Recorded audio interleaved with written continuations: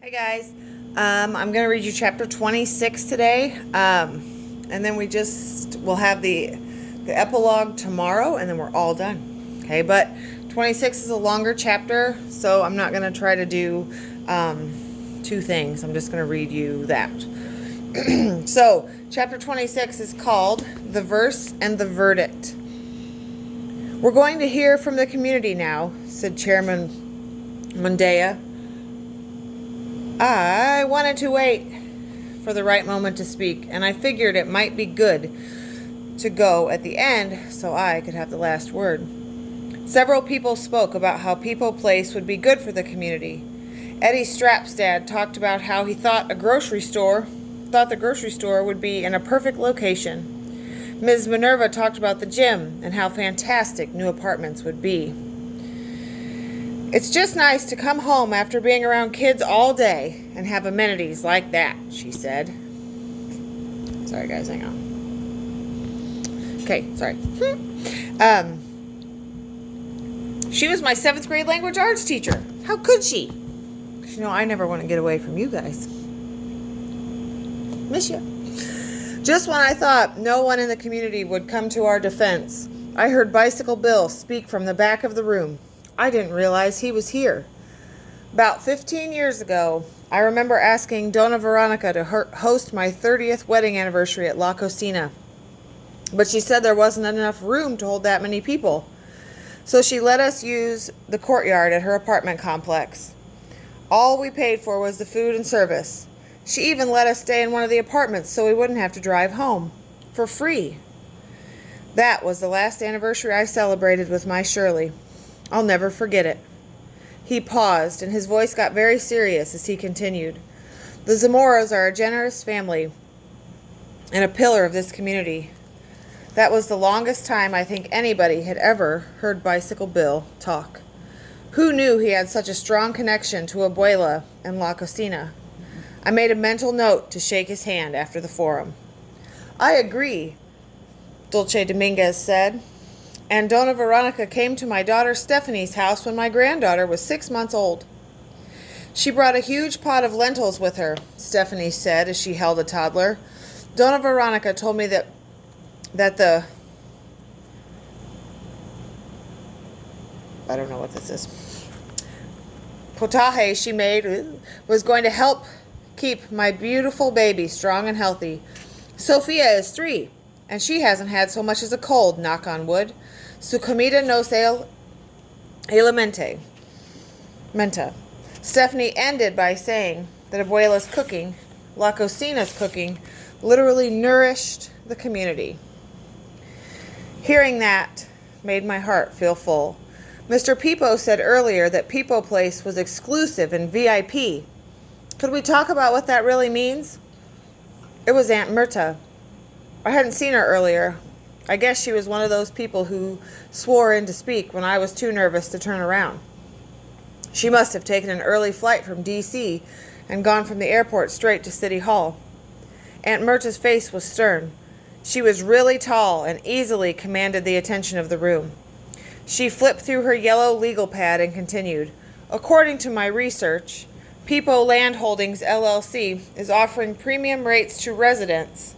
However, the average income of the residents of Canal Grove is well below the rates intended for People Place. I would like Mr. Pipo to explain what he means when he says People Place is for the community. What community is he referring to? Noted, Chairman Mondaia said, and wrote something down. There was a little commotion as people started murmuring. Chairman Mondaia called order. Carmen motioned for me to get up. Clearly, she also felt I could ride this momentum. But Eddie Strap's mom beat me to it and explained how People Place would bring couture boutiques to Main Street. I thought about Wilfredo's now former assistant, Claudio. Wilfredo didn't care about him or the neighborhood. He cared about himself and his money. Last call for anyone to speak, said Chairman Mondaia. This was it. One last shot. I'd like to say something, I said, digging my hands as deep into my pockets as they could go. One of these days, I'd really bust through the lining. Wilfredo watched me intently as I turned to my mom and smiled. "Go ahead, young man," Chairman Mondea said. "State your name, where are you from, and what would you like to say about these two projects?" I took a deep breath and closed my eyes. Abuela's face showed up, surrounded by my whole family. Then, the canals twisting and turning throughout the neighborhood, all the way up to La Cocina de Isla. I opened my eyes and looked at the council members. "My name is Arturo Zamora," I began, "and I live in Canal Grove in Miami. I would like to speak in favor of La Cocina de Isla and its beloved owner, my abuela, Veronica Zamora." I pulled out a folded piece of paper I had been carrying around since that night in Abuela's apartment. I opened it up and stared at the words I had written.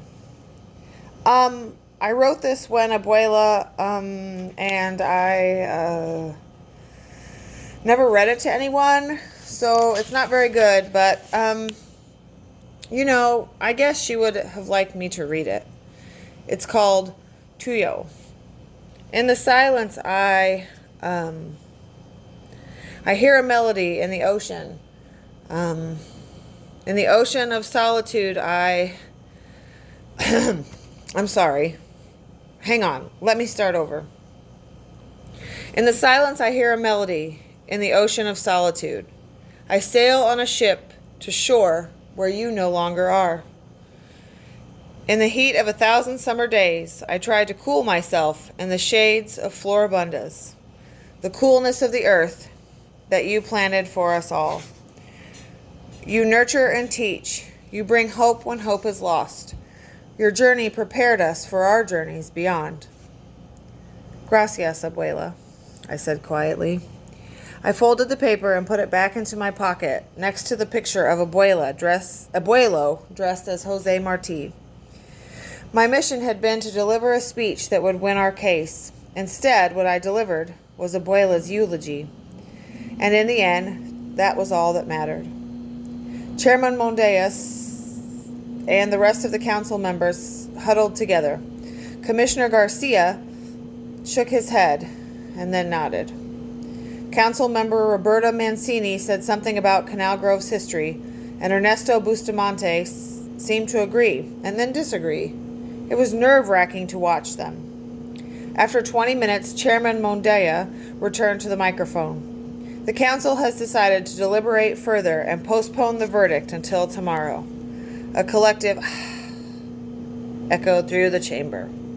Wilfredo threw on his sunglasses and shuffled past us without looking. He was fuming, and I could tell by the way he muttered and bit his lip that he was trying not to lose it. My mom and I and the rest of my family met outside.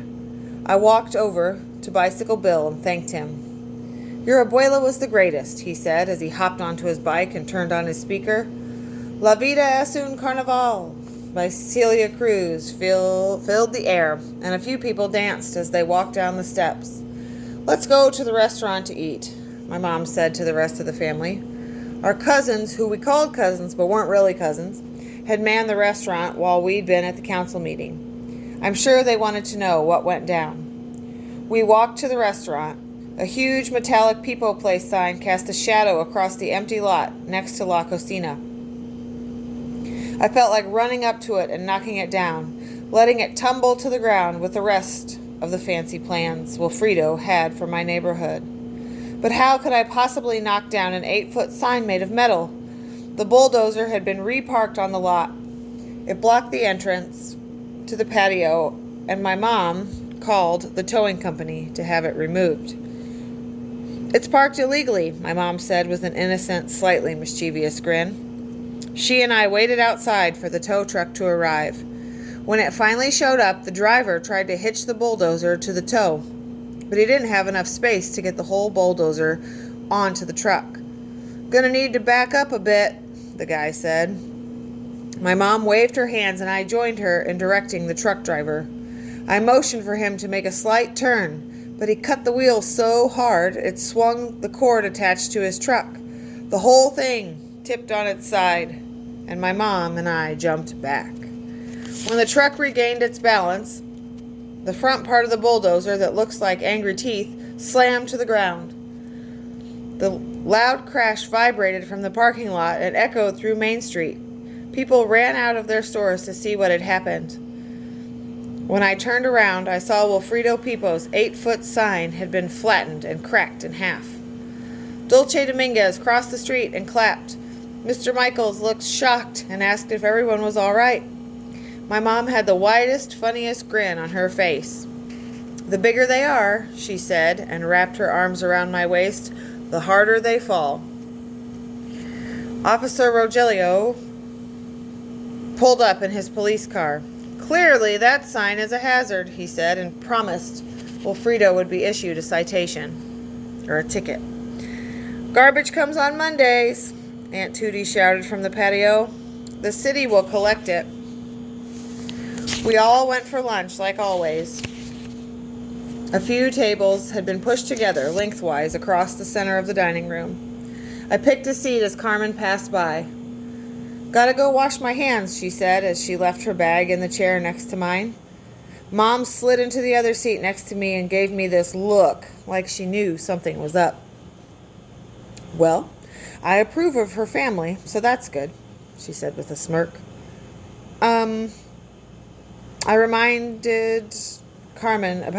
I reminded what? I said, reminded about Carmen being my mom's goddaughter. "She's not family, though." "Of course she's family." A sour taste suddenly nipped at my tongue. "Arturo, family is not just blood. Family is friendship. Family is community."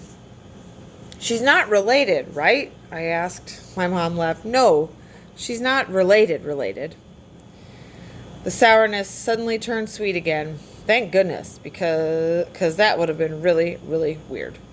"I'm very proud of you," she said, as she poured some freshly made mint juice into her glass. "Thanks," I said. "Hey, Mom, see? What if Wilfredo wins tomorrow? What if the whole neighborhood changes?" "Things have already changed, Arturo," my mom said. "We'll just keep fighting to protect our place in that change. You showed me that." She took my hand. "You have abuela's spirit," she said. What? "And abuelo's romanticism, Mr. I blush every time Carmen is near." My mom squeezed my hand a few times and smirked.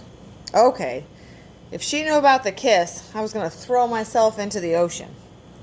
"I have no idea what you're talking about, Mom," is all I could say. "I love you, Arturo." "I love you too, Mom."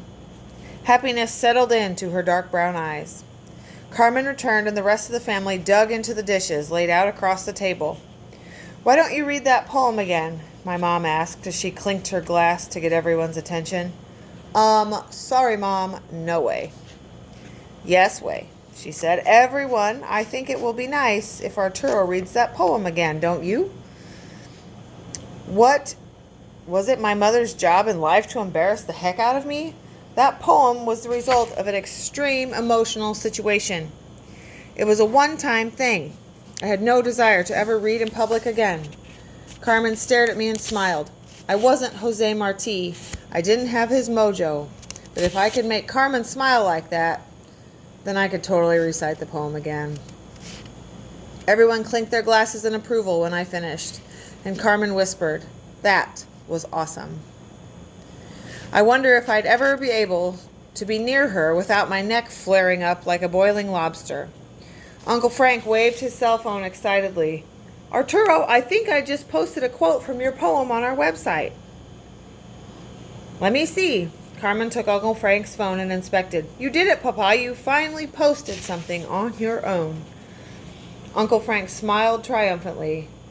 "I am officially social media savvy." He took the phone and admired his post. "There aren't any responses yet." "That's because you posted it 3 seconds ago, Papa." We all laughed as we watched Uncle Frank hit refresh and wait for responses to arrive. After lunch, the family dispersed while a few of us, like Martine and Mari, stayed behind to prepare for dinner service. I looked around at La Cocina de Isla. The colorful columns and food and memories were my second home. I thought of Abuela and my family, of the tree-lined streets and canals that made up Canal Grove. my neighborhood. Change had come, but I wasn't worried anymore. All right, so I'll do the little epilogue tomorrow, and that finishes our book. Please, if you see this, when our next packet pickup is, which is next Monday, May 4th, please return your copy of the book, and then you'll get your next book, which is Long Way Down by Jason Reynolds. That'll come home on Monday for you and take us to the end of the year. Okay? So, stay dry today. It's rainy and icky. But have a good one, and I'll see you tomorrow. Bye, guys.